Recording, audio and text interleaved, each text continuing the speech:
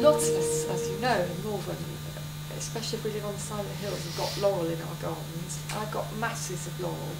You can't cut it back. It just comes back again at you. And we've tried cutting it down and burning it, and that doesn't work. It still comes back. I mean, the stumps. And we've tried hacking it with pickaxes, and it still comes back. And I understand, because we know a little bit about permaculture, that it's toxic, and that some people say you shouldn't burn the logs. We've been thinking we could do our bit for forest gardening and burn it, but other people say don't because it's got cyanide in it. And I believe it's really toxic for the soil as well. And we planted comfrey underneath it, and our comfrey's died. And so what is it true that laurel is as bad as all that, or is it okay to sit by a fire and breathe your laurel log smoke? And is it doing dreadful things to the soil? You ought to move. But that's not very helpful. All right. We're supposed to rise to the challenge, aren't we? And think what to do with the plants we've got in our gardens. But no, we'll never be able to cut it all down. There's masses of it. We'll move into the answer, is it? Well, I don't know about the toxicity. I couldn't tell you about that. No, I've not heard of it. No. I've not heard of that. But does it inhibit the growth of other things underneath, like walnuts do? Because if it's killed off your comfrey, then that's pretty fast going soon, isn't it? We've raised that it's really bad for the soil and it's bad for us humans, but I don't know whether that's true or not. How far away do things get affected?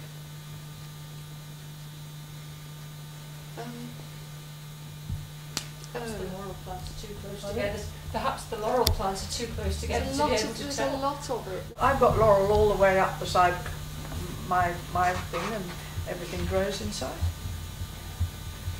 I burn the leaves. I'm not telling you. Yeah. I wonder what else is there. You see, when we take over a garden, we haven't the slightest knowledge of what's underneath. No.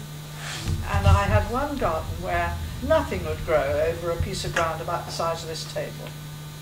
So after 2 years, I thought, this is ridiculous. So I got my crowbar, and I crowbarred, and just below trowel and fork depth, there were concrete slabs. You know? When you see the builders tidying up a building site, you realise what they're burying. Yes. Laurel should be like the sweet picking down. We keep them very tight, and probably about 3-4 foot, about 4 foot high, I suppose, by about 3 foot wide. So they are contained. So they're very well behaved laurels, aren't they? No, that's because we keep very well ordered, well controlled. Keep cutting the well controlled. Yeah. Have you read this? Yes, I've read it, and that's yes. That's why he hasn't got carrots. Could be. Well, so are rhubarb leaves, yeah? But See, I think that you could probably get rid of some of them, I'm sure. If you cut them right off at ground, do you not think if you cut them right off at ground level and then cover them up, excluding the light? Do you think that wouldn't I bet they cut back. Yeah, well, they They probably go would. bonkers then. If you cut them right down to the ground, they say, oh, Yeah. there's space here. And off they go. The fight is on. Now get some Boy Scouts in with a whole lot of spades, and get them to dig all along one side, and the other troop digs the other side, and then you shake them out and put them on bonfire. And then if you want a hedge there, plant something other. In my experience, you can get rid of most things using a pickaxe. If you can attack it hard enough, yeah. I think we need a bit more elbow grease with the pickaxe. Let all the slugs get you. Yeah. Because you can lever the roots. If you get your pickaxe in far enough away from the plant, if you've got access around the plant and you can go in, work in a wide enough circle, you can attack it. You can work in from the outside and loosen all the outside roots and get them do quite. And if you're taking any trees out, leave the top one as long as possible. Yeah. Dig round and use then the top for shape leverage. the Yes, leverage that's of the right. top will fetch the whole Yeah. thing out. If you cut it off at the ground level, you're lost. Are you saying just put a cross in the top of the stump? Isn't that Yeah. Is it, you know, yeah. No saltpeter or I anything? know. No. Doesn't always work, but it will do. They just literally like that. It's been 2 really bad years for blight, 2 consecutive terrible years for potato blight and tomato blight, which is essentially the same thing, isn't Can we it? grow them again in the same area? You have to be careful about disposing of the remains, don't you? Yes, I think it went to the corporation to it. Yeah. It's another reason why. Ah, I so don't we buy might be that. getting that blight. We go. Yeah. I've sort of given up on outdoor tomatoes now, I must confess, but they're a lot less prone to it if you have them under cover. Oh, well, I've 'cause done it the comes reverse. in- I've given up greenhouse ones. Have you? Because they never ripened any earlier than the outdoor Oh, ones, and my greenhouse is full of grapes. Oh, when we come round. Yes. I take cuttings of everything, so they're always around. Do you grow them in the soil of your greenhouse or in grow bags In or grow ring bags. culture or something? grow Yeah. bags. Yeah. I would have thought that if you cleaned out your greenhouse well, you'd be absolutely fine. The greenhouse ones were better They- than yeah. the outdoor ones. I think everybody, well, just about everyone had a problem last year with outdoor. Yes, well, someone said last 2 years for growing tomatoes Yeah. outside has been a complete write-off, really. Can I ask, as they are so similar, if you get sort of blight on your potatoes, will that move on to your tomatoes?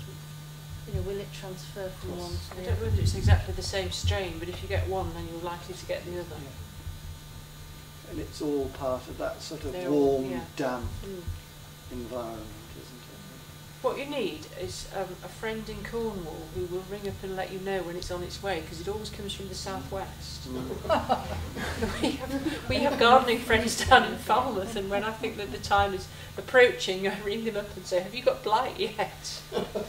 And if they say yes, then I know to get the what's it called, the Bordeaux mix out and get spraying. If you spray with Bordeaux mix before it arrives, it sort of vaguely acts as a prophylactic, doesn't it? Is Bordeaux mix okay? Well, it's a copper-based thing, so it's debatable. It's allowable under the organic regulations, isn't it? Yeah. But it's not necessarily something that you want to be flinging about too much if you can avoid it. But if it's that or lose your crop, then I would generally have a go. But if your crop is ready to dig, if it's potatoes, Yeah. just whip out there and Yeah. dig them. Yeah. Have them as new potatoes, even if they're late, because you will have got your crop. Yeah, Yeah. I I did chicken mine out. early last year. I only grow earlies and that's it. I don't bother with main crops, and then you don't have that problem. And it's amazing how long they actually last. The early crops. I planted a green gage tree on dwarfing rootstock about 3 years ago, and I haven't had any blossom, let alone green gages. Should I just take it out and get rid of it? Is it looking healthy otherwise? Yes, perfectly healthy. It's putting on growth and it's leaf 3 years. I don't think Mm, 3 that's years nothing. is all That's that long, nothing. is it? No. Really? I'd wait If a bit it's longer. 10 I years, I think would I worry. should just be patient. Yes. Yes. Give it some nice non-poisoned farmyard manure or something. Yeah. Speak nicely to Talk it. nicely to it. Okay. Yeah.